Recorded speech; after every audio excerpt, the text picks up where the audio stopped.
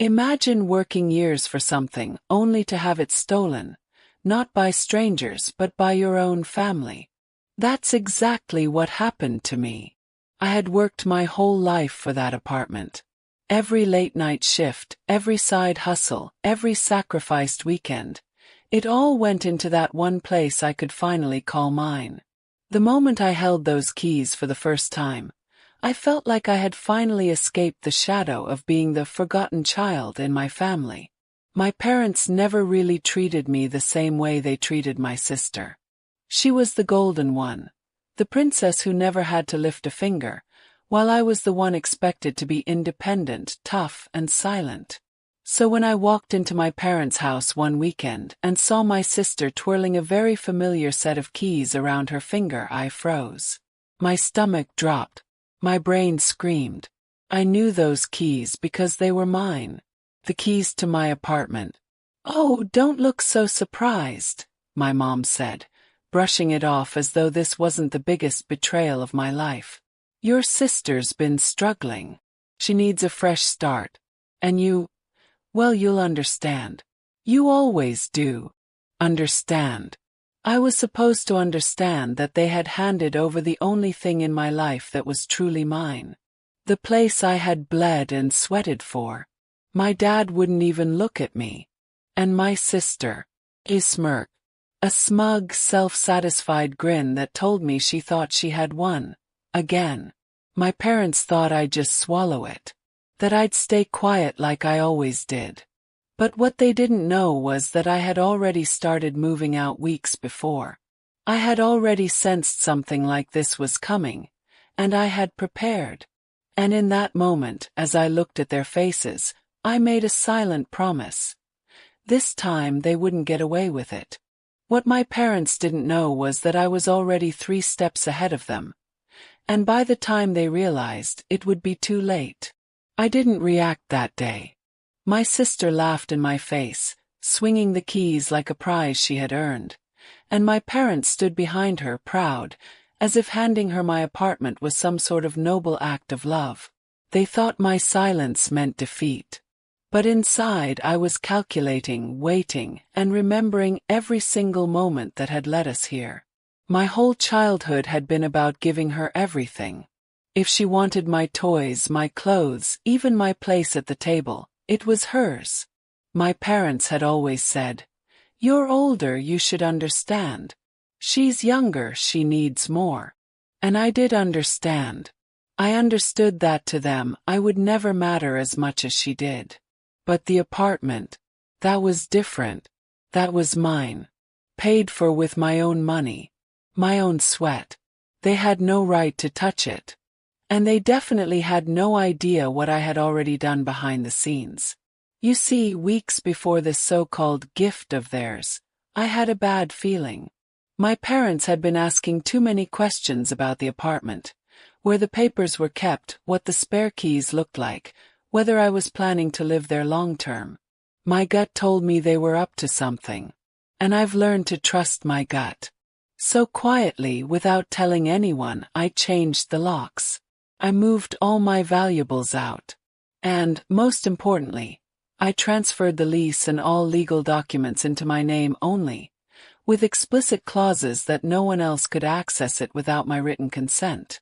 So while my sister thought she'd waltz into a fully furnished apartment, she was in for a surprise. The moment she put that key into the lock, she'd discover it didn't work. The apartment she thought was hers would be empty. No furniture, no clothes, not even a spare lamp. Nothing but bare walls. And that wasn't even the best part. I had one final ace up my sleeve, one I hadn't told anyone about yet. That day, as I watched my parents celebrate my sister's new beginning, I smiled to myself, because they had no idea that they were walking straight into the trap they had set for me. The moment her key didn't turn, that was when the cracks in their perfect little plan began to show. The day finally came. My sister strutted up to the apartment building like she owned the place. She didn't even invite me. Why would she? She thought she was the rightful queen of something I had built from the ground up. My parents followed behind, arms full of grocery bags and little welcome home gifts, smiling like this was a family celebration. I followed at a distance, my heart pounding, not with fear but with anticipation. I wanted to see their faces. I wanted to be there for the exact moment when reality smacked them across the face. My sister slid the key into the lock, gave it a confident twist, and stopped. She frowned, twisted harder, tried again. Nothing. The lock didn't budge. She giggled nervously and tried again, like maybe she had done it wrong the first 3 times. But the truth was unavoidable. That key wasn't hers. That lock wasn't hers. And the apartment sure as hell wasn't hers. My parents stepped forward, confused. "What's wrong? Did you forget how to use a key?" My dad asked with a chuckle. But when he tried it himself, the color drained from his face. This isn't the right lock." I couldn't help myself. I stepped forward, my voice calm but sharp. "Of course it's not. Because I changed it weeks ago." Their heads whipped around. My sister's jaw dropped. "What do you mean you changed it? This is my apartment. Mom and Dad gave it to me." And that was the moment I let it all out. Years of bitterness, years of being shoved aside for her. I looked her dead in the eye. "They can't give you what was never theirs to give. This apartment is mine. Paid for with my own money. Every paper has my name on it, mine, not theirs. You can wave those fake keys around all day long, but they won't open a door that doesn't belong to you." He screamed. My parents demanded explanations. But all I felt was calm. Because I had prepared for this moment. I pulled out a neatly folded copy of the legal papers from my bag and held them up. "See this? Every clause, every signature, every detail says the same thing. This apartment belongs to me and only me. You can't take it. You can't gift it. And you definitely can't steal it." For once, my parents didn't have an answer. Their mouths opened and closed, but no words came out. They had expected me to crumble like always, to give in, to say, "Fine, take it, I don't mind." But this time was different. And my sister. She wasn't just shocked, she was furious. Her face turned red, her hands shaking as she shouted, "You're selfish. You've always been selfish. Mom and Dad love me more, and you can't stand it. That's why you're doing this." But in her voice I heard something else, fear. She had counted on this apartment to be her safety net, her proof that she was the golden child. And I had just ripped that illusion away. I turned to leave, but before I did, I leaned close enough for them to hear every word. This was never about an apartment. This was about respect. And you just proved once again that you'll never give me any. But here's the difference. I don't need it anymore. You don't get to decide my worth. I do. And with that I walked away, leaving them standing outside a door that would never open for them. But deep down, I knew this wasn't the end. If I knew my parents and my sister, they wouldn't stop here. And part of me was ready for it. 'Cause now it was war. If they couldn't take my apartment with a key, they would try to take it with lies. The days after the confrontation at the door were strangely quiet. Too quiet. My phone stopped buzzing. My parents, who normally called daily to check in, went silent. My sister, who usually blasted her every thought on social media, posted nothing about her new apartment. But silence isn't peace. Silence is strategy. And I knew my family well enough to know they were plotting. It didn't take long for the storm to hit. One morning I got a call from my building's management office. The woman's voice was hesitant. We just received a complaint from your parents and your sister. They're claiming the apartment you live in doesn't actually belong to you. That there's been a mix-up in ownership." My stomach dropped, But then the anger came flooding in. A mix-up. That was their plan. To paint me as some squatter in my own home. I immediately grabbed my documents and went straight to the office. The property manager looked relieved when I laid everything out. The deed, the payment records, the signed papers. "Honestly," she said, "your paperwork is airtight. They don't have a leg to stand on. But they're persistent. They've been calling non-stop, saying we should evict you." Persistent. That was my family's specialty. That night, I confronted them directly. I showed up at their house, papers in hand, and found them all sitting in the living room like they'd been waiting for me. My sister smirked as I walked in. "Oh look, it's the thief." "The thief?" I barked out a laugh. "You're unbelievable. You tried to give away my property like it was some kind of birthday gift. And I'm the thief." My mother sighed dramatically, like I was the unreasonable one. "Sweetheart, you don't understand. Your sister needs stability right now. You already have so much. You could afford to give her this one thing." Snap. "So much. Do you know how many nights I stayed up working 2 jobs just to make the down payment? Do you know how many times I said no to things I wanted because I was saving for this? This apartment isn't so much. It's everything I worked for. And you think I should just hand it over?" My father leaned forward, his voice cold. "Family comes first. You're being selfish." Family. I spat the word like it burned my tongue. Where was family when I needed support? Where was family when I was struggling, when I needed encouragement? You didn't care then. But now that she wants something, suddenly family matters. My sister jumped in, her voice rising. "You've always been jealous. You can't stand that mom and dad love me more. That's why you're holding on to this place so tightly, because it's the only thing you have." For a moment, her words hit hard.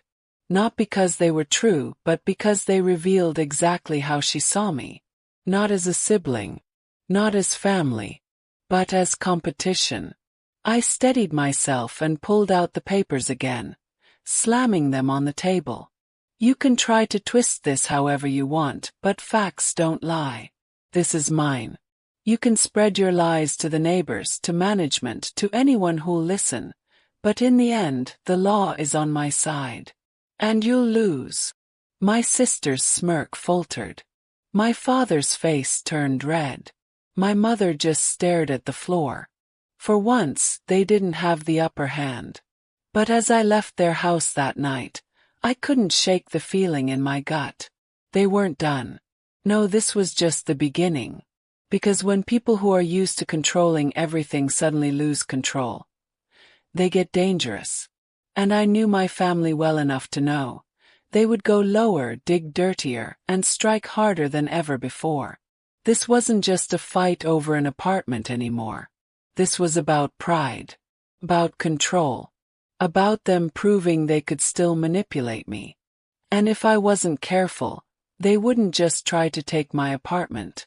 They'd try to take everything. When lies don't work, manipulators reach for the nuclear option, destroying your reputation. The calm didn't last long. After the confrontation at their house, I expected them to stew in silence. But instead they escalated. And this time it wasn't behind closed doors. The first sign came when my boss called me into his office. He closed the door. His expression caught between concern and discomfort. "I need to ask you something. Did you really kick your sister out of her home? Did you leave your family on the streets?" My heart sank. I could practically hear my mother's dramatic voice feeding him those exact lines. "That's not true," I said firmly. "My sister was never living with me. They tried to take my apartment. I defended myself. That's all." But the damage had already started. Rumors spread through my workplace like wildfire. Colleagues avoided eye contact. A friend whispered, I heard you threw your sister out just because she was struggling. My stomach twisted. They weren't just trying to steal my apartment. They were trying to steal my reputation. Then came the phone calls. Random numbers lighting up my phone. Strangers leaving voicemails dripping with judgment. How could you treat your own family like that? Shame on you. I didn't have to guess who was behind it. My sister had always been queen of drama on social media, and sure enough, when I checked, there it was. A post filled with crocodile tears. Some people care more about bricks and walls than family. My own sibling made me homeless. All I wanted was safety. But greed runs deeper than blood. The comments section was a mob. Hundreds of sympathetic replies. Stay strong, Queen. How can a brother/sister be so heartless? You deserve better. She was painting me as the villain in front of the whole world. That night, I confronted my parents. I stormed into their house, holding my phone out with her post on the screen. This stops now. I've let you pull your strings and twist the story, but this is defamation. My mother crossed her arms. She's just expressing her pain. Maybe if you weren't so selfish, she wouldn't have to. My father's voice was sharper. You think anyone will believe your version? Everyone knows blood is thicker than water. You're outnumbered. We'll make sure no one wants to deal with you anymore. Not at work. Not in this neighborhood. Not anywhere. Their words chilled me. They weren't just playing dirty. They were willing to ruin my entire life to get what they wanted. But they made one mistake. They underestimated how much evidence I'd kept. While they spread lies, I gathered proof. Screenshots of my sister's posts bragging months ago about moving into her new apartment, before she even had the keys. Text messages from my parents ordering me to hand it over. Voice memos of heated conversations where they outright admitted they thought I didn't need it as much. Piece by piece I built a file. A digital fortress of truth. And then, the final blow came from an unexpected source. My landlord. He called me in. Look, your family has been harassing the office non-stop. We were about to consider legal action against you. But your documents, your recordings. It's clear what's happening. If you want, we'll back you up. For the first time I felt the tide turning. The lies were loud, but my truth was louder. Still, I knew this battle wasn't over. Because people like my family, they don't stop when they're exposed. They double down. They come back with sharper knives and bigger lies. And as I left the landlord's office, I couldn't shake the question that burned in my mind. If they couldn't break me with lies, what would they try next? When lies spread like wildfire, there's only one way to fight back: bring the truth into the light. By this point, my family's smear campaign was everywhere. Social media, my workplace, even casual neighbors. Everyone had heard some twisted version of the story. My sister thrived in the attention, playing the helpless victim while my parents stood by her side, nodding along like puppeteers proud of their performance. But what they didn't know was that I was done playing defense. One night, after yet another barrage of hateful comments online, I sat down at my desk, opened my laptop, and began organizing my evidence. Screenshots of texts, voice memos, copies of lease agreements, landlord letters. It was all there, neatly arranged. Impossible to dispute. I drafted a post. Not long. Not dramatic. Just facts. My family has been spreading lies about me. Here's the truth. Attached were screenshots. My sister bragging in private messages about getting my apartment, handed over to her. Texts from my parents demanding I do the right thing and step aside. A voice recording where my father outright admitted, "It doesn't matter if it's legally yours. She needs it more." I hesitated before hitting post. My heart pounded. Once it was out there, there'd be no turning back. This wasn't just a family feud anymore. It would be a war for the public's belief. Click post. The reaction was immediate. Comments flooded in. First, confusion. Wait, this doesn't match her story. Then disbelief. Is this real? Did she actually try to steal your apartment? And finally anger, but this time not at me. Your sister is manipulative. I can't believe she lied like this. The tide shifted almost overnight. My sister tried to clap back with another sob story, but the evidence was undeniable. Screenshots don't lie. Recordings don't lie. Slowly, the sympathy that had fueled her campaign began to crumble. But while the internet turned, my parents doubled down. The very next day, I received a letter, hand-delivered, from their lawyer. They were suing me for defamation and emotional distress. I stared at the paper in disbelief. They were actually trying to drag me into court. My parents, my own flesh and blood. I met with a lawyer of my own, laying out everything. She flipped through the file I'd built, texts, screenshots, contracts, and after 20 minutes, she looked up with a small smile. You're not the one who should be worried. They are. This isn't defamation. This is truth. And if they push this, we'll push back harder, with counterclaims. The court date was set.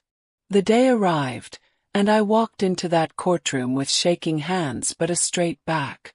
My sister sat at the plaintiff's table, dressed in her most fragile-looking outfit, tissues already in hand. My parents flanked her, their faces twisted with righteous anger. But when it was my turn, I didn't rely on theatrics.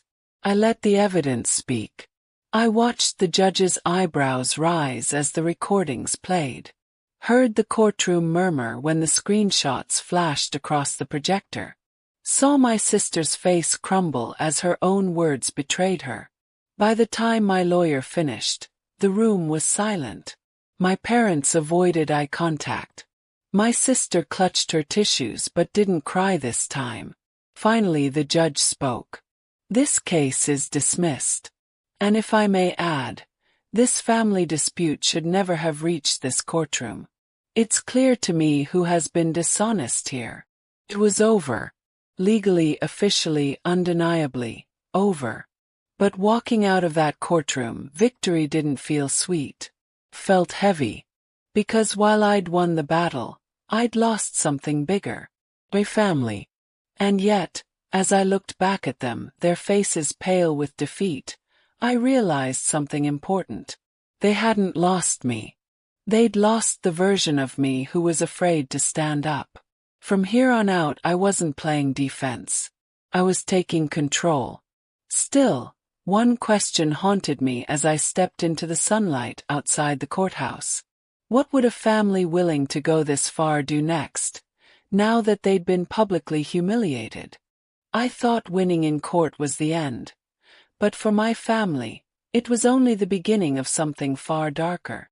After the courtroom humiliation, I expected silence, maybe even shame. My sister's lies had been exposed. My parents' favoritism was undeniable. The truth wasn't just mine anymore. It belonged to everyone who had seen the evidence. But instead of retreating, they doubled down. The calls started first. Late at night, anonymous numbers. Breathing. Then the texts. You think you've won? You'll regret this. At first I ignored them, but soon they escalated. Someone slipped a note under my door. This isn't over. I knew exactly who it was. Then came the bombshell. My landlord called me. His voice was tense. Listen, your parents showed up at my office. They tried to convince me to terminate your lease. Said you were unstable and a liability. They even offered me money. My jaw dropped. They weren't just trying to smear my name. They were trying to take away my home again. This time I didn't hesitate. I started documenting everything. Time-stamped photos of the notes, call logs, landlord statements. If they wanted war, I'd fight smarter, not louder. But they weren't done. One Saturday afternoon, I stopped by a local cafe to grab coffee, and that's when I saw them, my parents and sister, sitting at a corner table with someone I recognized immediately. A local real estate agent. My stomach twisted. They weren't just plotting, they were trying to move fast, maybe even to transfer ownership of the apartment behind my back. I didn't confront them then. Instead, I walked out calmly, called my lawyer, and explained what I'd seen. She advised me to stay sharp. They're desperate. Desperate people make reckless choices. But if they try anything illegal, we'll crush them. And crush them we did. A week later, they made their move. My sister posted online, spinning a new story. This time, she didn't just paint herself as the victim. She claimed I was abusive, that I'd threatened her, that she had fled for her safety. She even uploaded staged photos of herself crying, bruises drawn on with makeup. The internet lit up. For a moment my stomach sank. What if people believed her again? What if this smear campaign destroyed everything I'd rebuilt? But then I remembered the arsenal of truth I had. I uploaded my own post. Calm, measured, backed by evidence. Videos of my sister laughing with friends on the very nights she claimed to have been fleeing in fear. Screenshots of her bragging to a friend about her brilliant performance. And then the knockout punch. An audio clip. Her practicing fake crying with my mom coaching her in the background. The internet turned on her instantly. The sympathy evaporated. This wasn't just manipulation anymore. It was performance art gone wrong. The comments shredded her. You faked abuse. That's disgusting. I can't believe your parents went along with this. But the real blow came from outside the internet. My employer called me into the office. Not to reprimand me, but to apologize. We saw what your family tried to do to you. Just know we believe you. And if you need support, we'll back you. For the first time I felt the tide truly shift. Not just online, not just legally, but in the real world. My family, however, wasn't done spiraling. Their scheme had backfired publicly. Neighbors whispered. Friends distanced themselves. Even distant relatives cut ties. And that's when the cracks in their alliance started to show. One evening I got an anonymous email.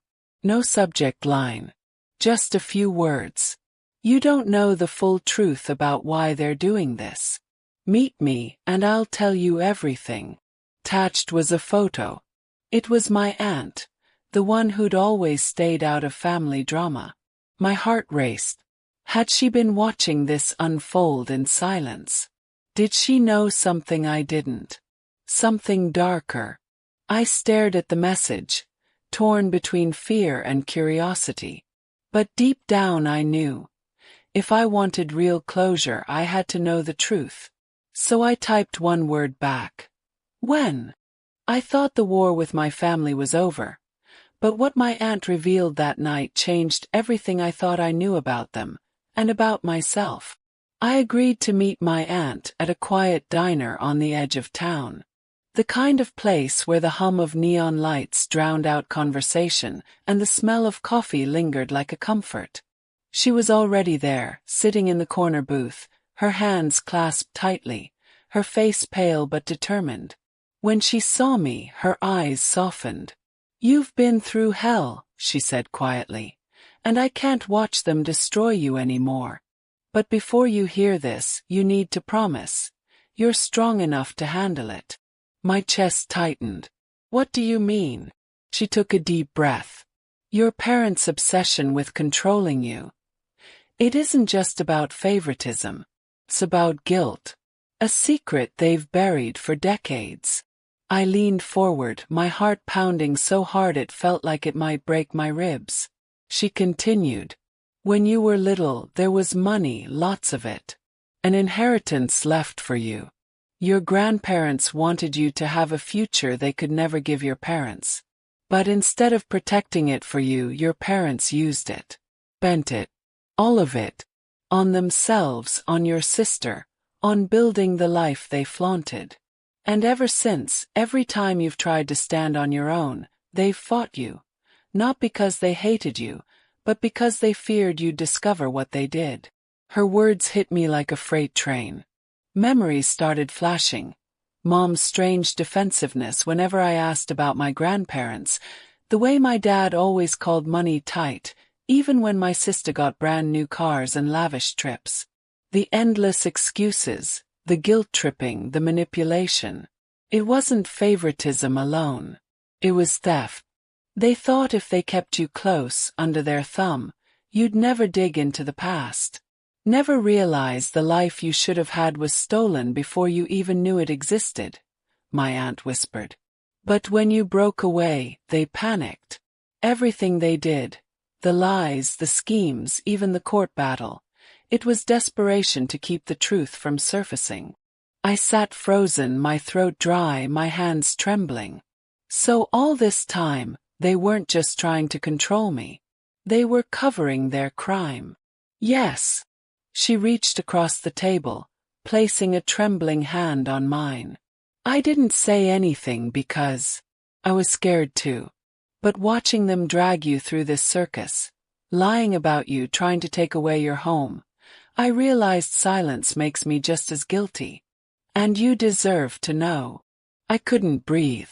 It was like my entire life had been built on quicksand, and now I was finally sinking into the ugly truth. But then, the tremble in my body turned into something else. Not despair. Not fear. Fire. They thought they'd broken me. They thought I'd roll over, humiliated. But now I had the missing piece, the motive behind everything. I looked at my aunt and whispered, "Do you have proof?" She nodded. "I've kept the documents. Bank records. Transfers. Enough to show exactly what they did with your inheritance." That was it. The final nail in the coffin. The next weeks blurred into a storm of motion. My lawyer filed new motions.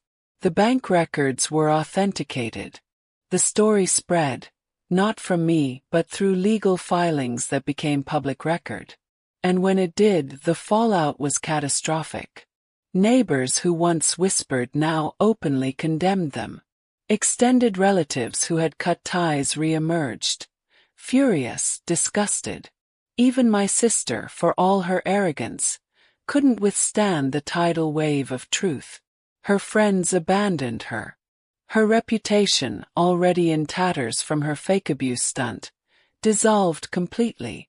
As for my parents, the empire they'd built on stolen money crumbled overnight. They faced lawsuits, debts, and a level of shame they could never scrub away. And me. For the first time in my life, I wasn't the outcast. I was free. Not because I'd destroyed them, but because the truth had finally destroyed their lies. The night the case closed, I sat alone in my apartment. My apartment, the same one they once tried to take away, and let the silence wash over me. No more threats. No more manipulation. No more wondering if I was crazy. I wasn't. I was the survivor of a family built on deception. And as much as it hurt to admit it, I realized something important. Revenge hadn't saved me. Truth had. And while they would live the rest of their lives branded by their betrayal, I finally had what they could never steal, peace. But deep down, a part of me couldn't help but wonder. If they had the chance, would they try again? Now if you like my content, then subscribe my channel.